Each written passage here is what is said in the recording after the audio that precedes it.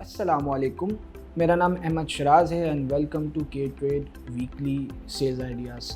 हम हर वीक कोशिश करते हैं कि जो स्टॉक्स जिसे हम समझते हैं हमारा सेल्स टैक्स, जिन स्टॉक्स में एंटिसिपेशन हो सकती है, उनमें कोई न्यूज़ होती है तो हम आपको हाईलाइट करते हैं ताकि आप अपने इन्वेस्टमेंट चॉइसेस के लिए आप उसको रीड कर सकें, एक अकॉर्डिंगली डिसीजन ले सकें। इस वीक हमने दो स्टॉक्स को हाईलाइट किया था। सबसे पहले हम सिस्टम का जिक्र कर लेते हैं। सिस्टम लिमिटेड पाकिस्तान की एक बड़ी आईटी कंपनी में इसका शुमार होता है। कंपनी का तकरीबन 124 बिलियन का जो है वो मार्केट कैप है और तकरीबन 65% फ्री फ्लोट है कंपनी के शेयर्स का। Company software development and BPO services में जो प्राइमरीली इंगेज्ड है। अगर कंपनी के हम रिसेंट रिज़ल्ट की बात करें तो वी सॉ के जो पहले क्वार्टर का रिज़ल्ट आया था बहुत आउटस्टैंडिंग रिज़ल्ट आया था। हमें बॉटम लाइन की तकरीबन 200% की ग्रोथ नज़र आई जो कि बहुत आउटस्टैंडिंग है।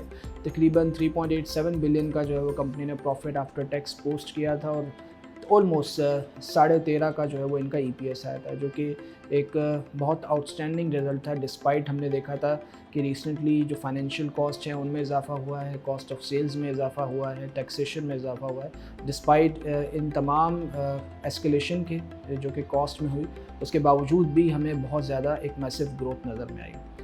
उसका प्राइमरीली रीज़न ये है कि जो सिस्टम की अर्निंग आ रही होती है वो ऑलमोस्ट 85% जो सिस्टम्स की अर्निंग है वो फॉरेन करेंसीज में आ रही होती है। तो जो पीकेआर के अगेंस्ट जो एक डिवैल्यूएशन हम देखते हैं उसका इवेंचुअली सिस्टम को फ़ायदा हो जाता है। दूसरी चीज़ जो हमने नोट की है सिस्टम के हवाले से कि सिस्टम की जो पाकिस्तान बेस अगर हम देखें तो इनका मोर देन 50% जो इनका रेवेन्यू है वो यूएसडी के ऊपर आता है एंड जो इनकी कॉस्ट हैं वो तकरीबन 80% इनकी जो कॉस्ट हैं वो पीकेआर में।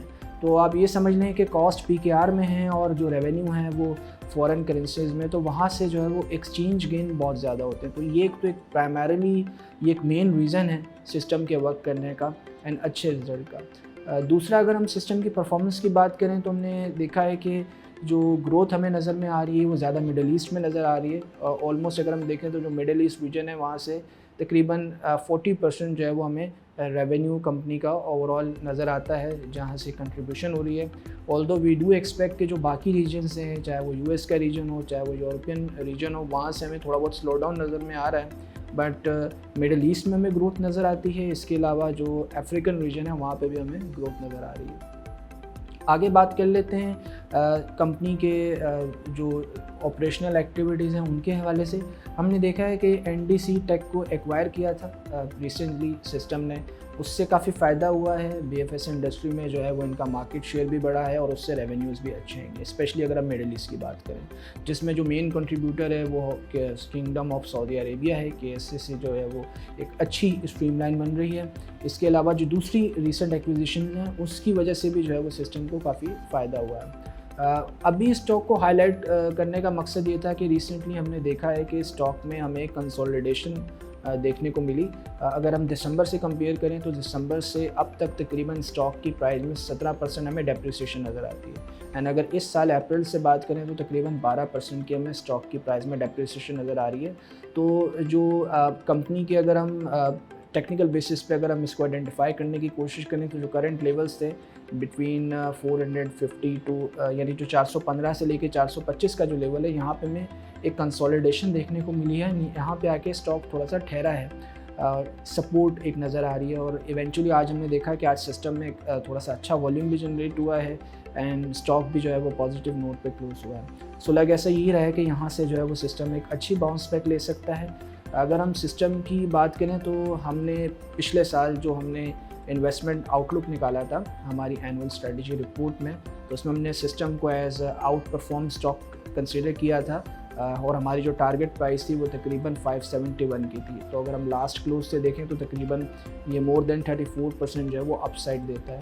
वी डू बिलीव कि सिस्टम की जो ग्रोथ स्टोरी है वो बहुत आउटस्टैंडिंग है एंड बहुत अनटैप्ड पोटेंशियल नज़र आता है सिस्टम के रेवेन्यूज़ में।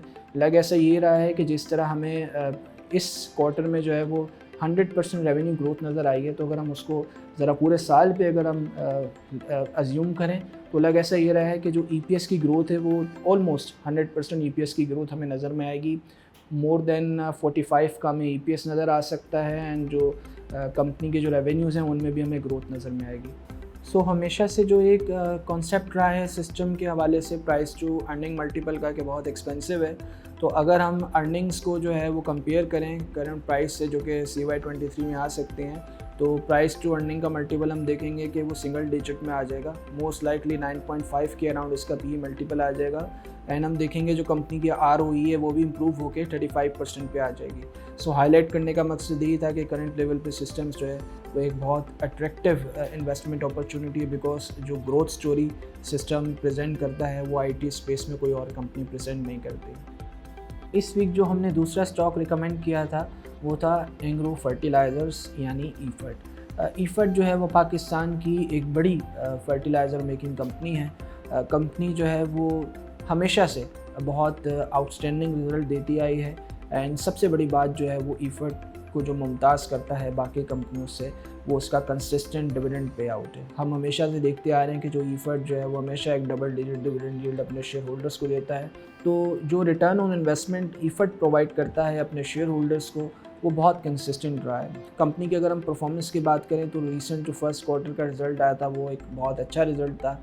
यानी तकरीबन अगर हम ग्रोथ की बात करें तो हमें 17% कंपनी के प्रॉफिटेबिलिटी में ग्रोथ नज़र आई है। एंड अगर हम कंपनी के मार्जिन्स को देखें तो तकरीबन 26% के अराउंड कंपनी ने मार्जिन्स मेंटेन किए थे। हमारा जो एग्रीकल्चर सेक्टर है इसमें फर्ट्स के लिए काम करना बड़ा इजी होता है, बिकॉज़ इसमें जो है इनके लिए प्राइस पास ऑन करना कोई मुश्किल चीज़ नहीं होती। रिसेंटली हमने देखा था कि जो गैस प्राइसेस बढ़ी थी तो इन तमाम कंपनीज़ ने, चाहे वो ईफर्ट हो या दूसरी कंपनीज़ हो, उन्होंने अपनी प्राइसेस जो है वो पास ऑन की।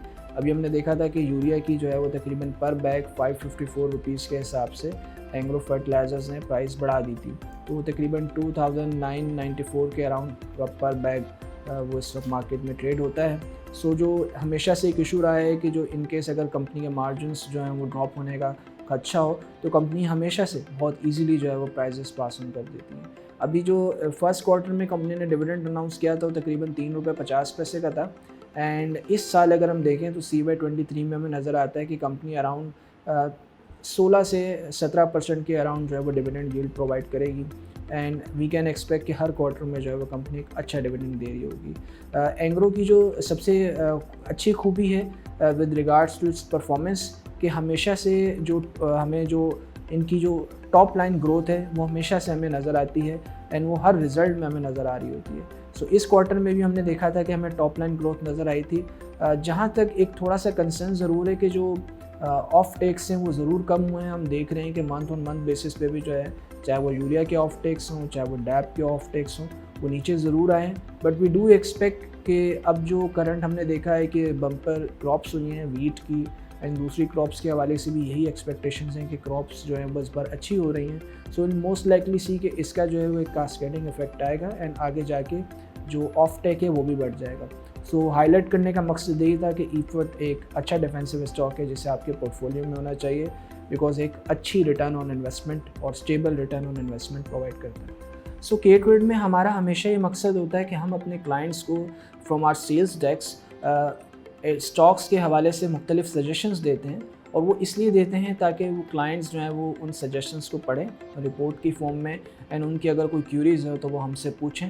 हमारे जो सोशल मीडिया चैनल्स हैं वो अवेलेबल हैं जिस पर आप कमेंट्स कर सकते हैं, आप अपने रिस्पेक्टिव अकाउंट मैनेजर से भी रब्ता कर सकते हैं। स्टॉक्स को हाईलाइट करने का मकसद यही होता है जो क्लाइंट्स हैं उनको एक व्यू मिल जाए कि स्टॉक जो है वो क्या है, कंपनी क्या है, उसकी परफॉर्मेंस क्या है, उसका आउटलुक क्या है, एंड इवेंचुअली जो है वो डिसीजन आप ही का होता है। आप हमारी ये जितनी भी वीडियोज़ हैं इसको ज़रूर देखा करें, लाइक किया करें, शेयर किया करें, सब्सक्राइब किया करें। एंड एक चीज़ जो बहुत इंपॉर्टेंट है, जो मैं हमेशा तमाम व्यूअर्स को रिकमेंड करता हूँ कि रिसर्च ज़रूर करें। हमारा रिसर्च पोर्टल अवेलेबल है, उसे एक्सेस करें, कंपनी की परफॉर्मेंसेस देखें, हमारी रिसर्च रिपोर्ट्स पढ़ें एंड कभी भी किसी भी स्टॉक के हवाले से आपको कोई भी इंफॉर्मेशन रिक्वायर्ड हो, do reach out. Thank you very much.